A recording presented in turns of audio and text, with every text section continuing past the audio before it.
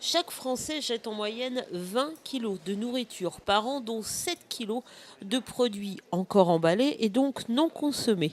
Partant de ce constat, Trivalis et l'association Au goût du jour ont organisé récemment une semaine d'animation et d'information sur le gaspillage alimentaire dans les grandes surfaces Hyper U de Vendée.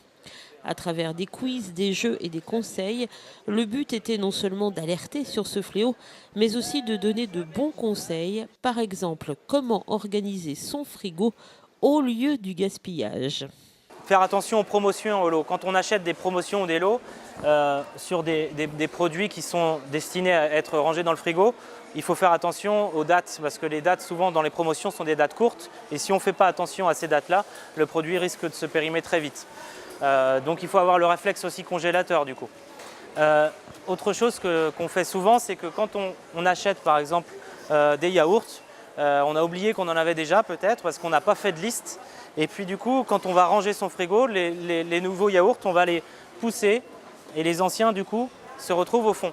Et on a tendance du coup à oublier ce qui est au fond du frigo parce que quand on ouvre un frigo, le réflexe c'est de prendre les choses qui sont devant. C'est ce qui fait qu'on va oublier par exemple ici, j'ai une ratatouille que j'ai oubliée, que j'ai cuisinée il y a 11 jours. Elle est périmée, elle est moisie, donc je vais devoir l'acheter. Ça fait partie du gaspillage. Adoptez donc la règle du premier entrée, premier sorti. L'association préconise également lors des courses de faire des listes, de ne pas trop prévoir et de faire attention aux dates. Il y a les aliments qui sont au frigo et là on dit que la date c'est une DLC, date limite de consommation.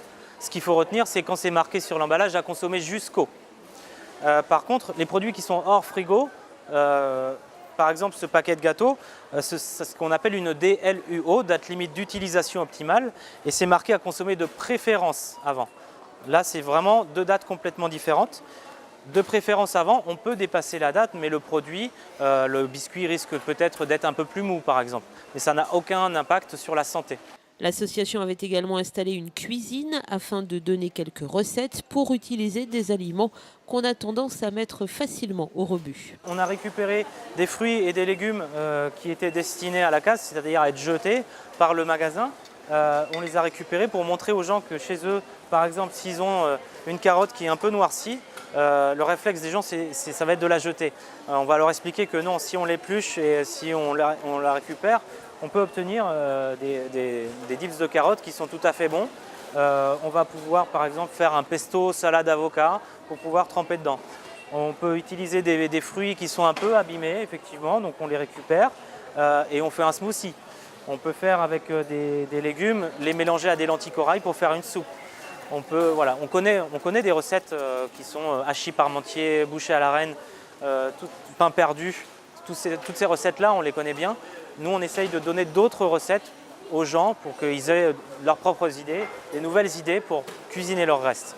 Rappelons que dans la chaîne alimentaire, ce sont bien les consommateurs qui gaspillent le plus et que la perte due à ce gaspillage est estimée à 500 € par an et par foyer. Outre le non-sens environnemental, il y a donc de belles économies à faire.